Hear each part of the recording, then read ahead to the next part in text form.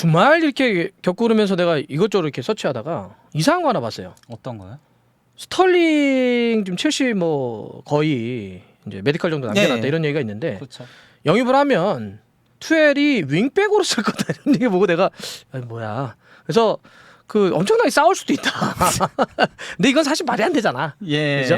지금 첼시의 결핍된 포지션 자체가 음. 득점 쪽에 있는데 득점을 위해서 영입하는 스털링을 윙백에 쓴다? 그 좀 말이 그쵸? 예. 안 된다라고 보이죠. 아무래도 이제 옛날 콘테가 첼시 있을 때 빅터 모지스를 쓴 것 때문에 아, 자, 예. 오케이. 자, 첼시로 스털링이 넘어가는 게 마무리 단계죠? 예, 그러니까 이제 뭐 메디컬 테스트만 앞두고 있다라고 하고요. 뭐 이적료는 그러니까 4,500만 파운드에 이제 이적료 플러스 옵션이 1,000만 파운드가 포함이 돼가지고 만약에 옵션까지 다 이제 추가하게 되면 5,500만 파운드가 됩니다. 야, 그러면 700억 넘는 거죠? 파운드니까. 그렇죠, 야, 꽤 되네요, 돈이. 예.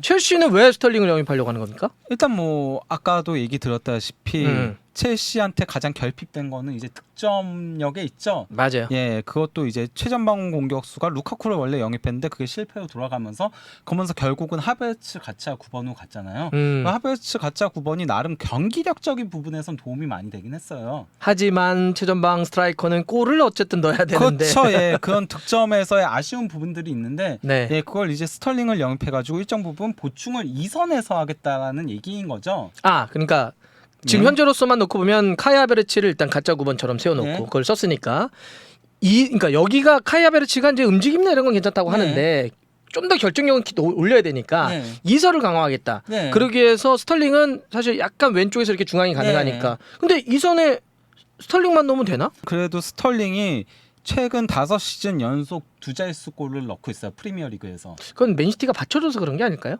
뭐 근데 첼시도 어쨌건 간에 하베르츠는 받쳐주는 역할이 되는 오케이. 원래 공미 출신이니까요. 일단 그러니까 뭐 2017-18 시즌에 18골, 그 다음 시즌 17골, 20골, 지난 시즌 지지난 시즌이 살짝 부진해가지고 10골, 그리고 지난 시즌 13골을 기록을 하기도 했었죠. 특히 지난 시즌은 확고한 주전도 아니었잖아요. 약간 그렇죠. 로테이션을 도왔잖아요. 예, 거기다가 그러니까 그 최근 5시즌만 놓고 보면요. 그 페널티킥을 제외한 골이 75골로요. 프리미어리그 전체 선수들 중에서 4위예요. 1위가 살라 100골, 2위가 케인 89골, 3위가 마네 77골. 스털링이 은근히 많이 넣었구나. 꾸준하게 많이 넣고 있거든요. 그리고 또 이제 첼시 또 다른 결핍 중에 하나가요. 이 선에서 드리블로 끌고 올라가는 선수가 없다라는 거거든요. 오케이. 생각해 보세요. 마운트라던가 아니면 뭐 다른 선수들 보면요. 지에우도 막 그렇게 드리블로 막 치고 박스 안으로 들어가고 이런 유형의 선수가 아니잖아요. 사이드에 있다가 안 정도는 들어가는데. 네, 그리고 드리블에 그렇게 능한 선수들이 없거든요. 그냥 볼을 끌고 운반을 해줄 수 있는 선수가 부족해요. 대부분 패서 유형들이지. 우리가 얘기하는 캐리하는 친구들. 예, 그냥 캐리하는 유형이 아닌데요. 그 부분에 있어서도 그러니까 스털링은 상당히 유용한 자원이라는 거죠. 아, 조금 없는 유형의 다른 유형의.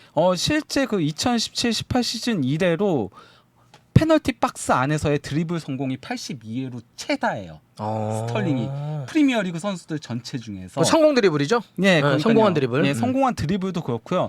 거기서 이제 파생되는 페널티킥 획득도 23회로 이거는 프리미어리그 역대 최다래요.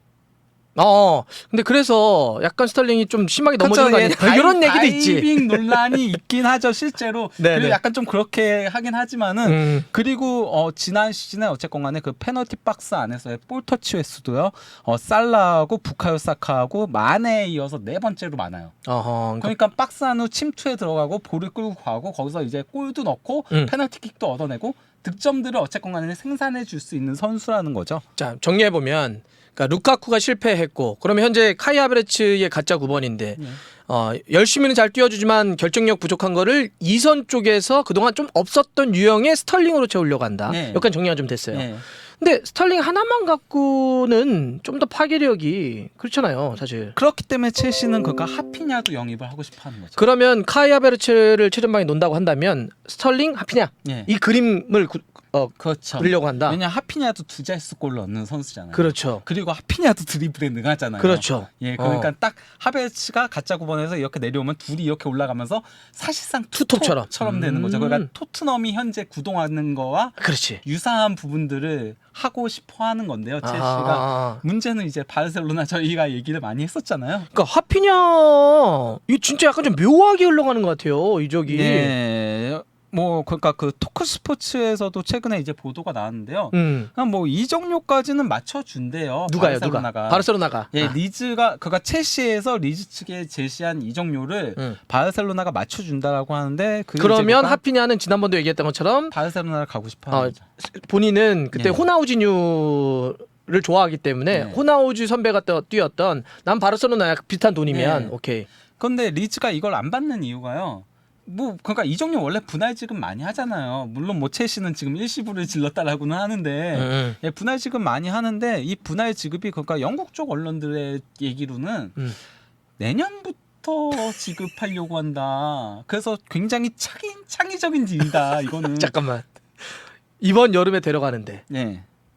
우리가 당장 돈은 내년부터. 쓸 그런데 돈이 많으니까. 그것도 일시불이 아니라 내년에 일시불을 주겠다는 것도 아니고 할부인데 자 할부의 시작은 내년부터 하겠다. 예.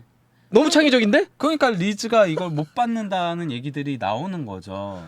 이게 일단 기본적으로 할부로 그렇게 끊는 데도 없잖아요. 만약에 우리가 물건을 백화점에 사고 자 12개월 할부요. 그러면 뭐 또 그렇게 하세요라고 네. 하는데 12개월 할부인데요. 내년 1년 뒤부터 제가 한 번 더 끊겠습니다. 그러면 뭐예요? 일단 좀 없는 딜이고 또 두 번째는 1년 뒤에 어떻게 될 줄 알고.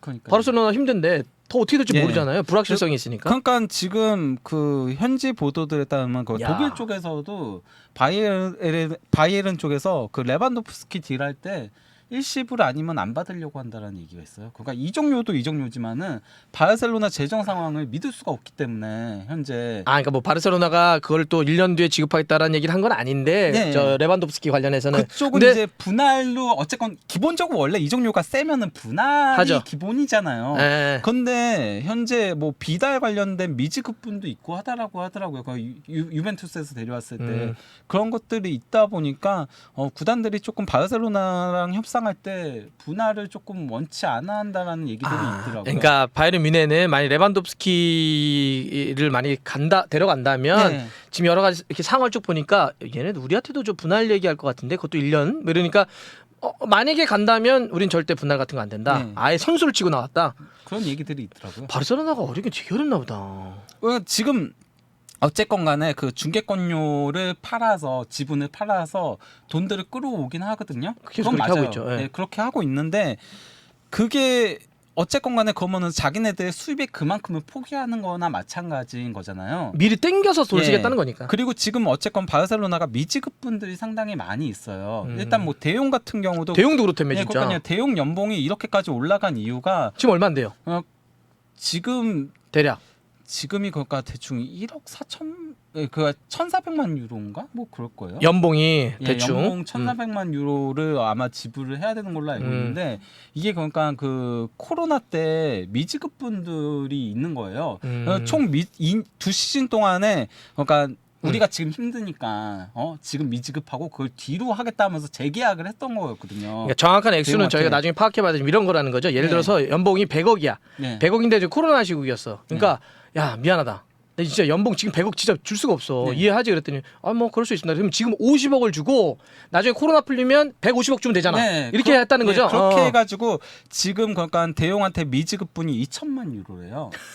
그러니까 그 2천만 유로를 뒤에 가서 이제 결국 높은 연봉을 주기로 한 건데 그러니까 바르셀로나 입장에서 그러면 너무 이제 자기네들이 재정적으로 조금 타격이 있으니까 그래서 대용을 지금 팔려고 하는 거거든요. 근데 대용 측에서는 야 그러면 이적하게 되면은 그 미지급분을 받아야 되는 거잖아요.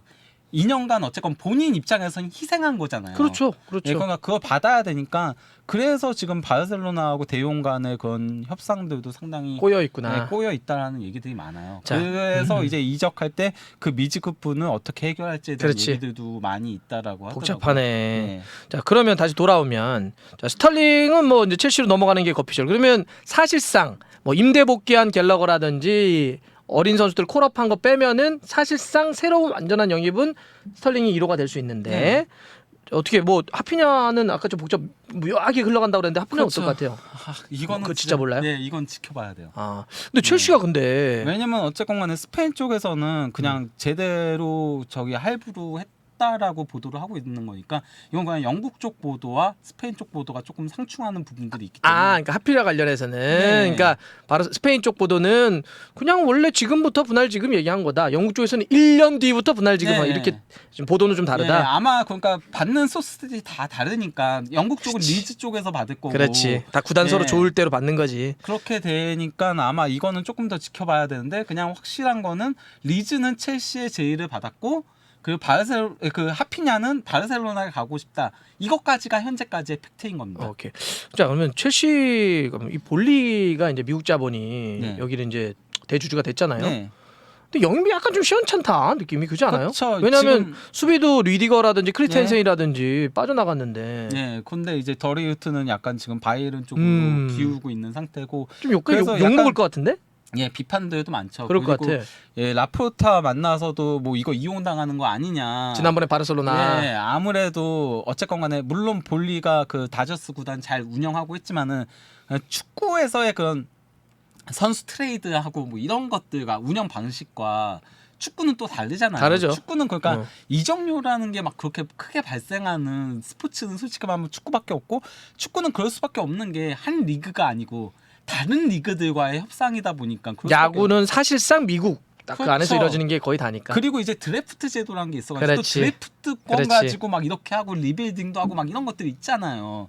그러니까 운영 방식 자체가 다르다 보니까 자 그러면 어. 볼리는요 돈이 없어서 그런 거예요? 아니면 아직은 좀 이렇게 잘 낯서니까 그런 거라고 봐야 저는 돼요? 뭔가 낯선 게 좀 아하. 크지 않나. 거기다가 지금 어쨌건 간에 마리나 이런 그러니까요. 원래 나- 쭉 했던 그 협상은 여자분 그러니까 마리나가 한 거잖아요. 그런 사람들이 빠지니까 예, 그러니까 아무래도 조금 생소한 부분들에 있어서 그래서 사람들도 많이 만나고 그런 것 같아요. 멘데스도 그래서 만난 거라고 했었고. 지금은 예. 쭉 이렇게 스캔 예. 뜨면서 예. 누구 만나서 어떤 끈을 좀 당겨야 되는지 예, 그런데 지금 어쨌건 간에 다른 팀들이 그 어느 때보다 이적 시장에서 조금 빠르게 움직이고 있으니까. 또 시작 이번에 예. 저 시즌이 빨리 시작하니까 8월 네, 초에 그러다 빨리 보니까 해야죠. 아무래도 첼시 팬들은 조금 불안 요소를 가질 수밖에 없죠. 하지만 어쨌든 볼리가 좀 다른 데 와가지고 조금 이렇게 좀 들여다보고 있는 거니까 그만 좀 풀리면 또 될 수 있다. 돈이 없는 건 아닌 것 같다. 자, 이렇게 한번 정리해 볼게요. 네. 네.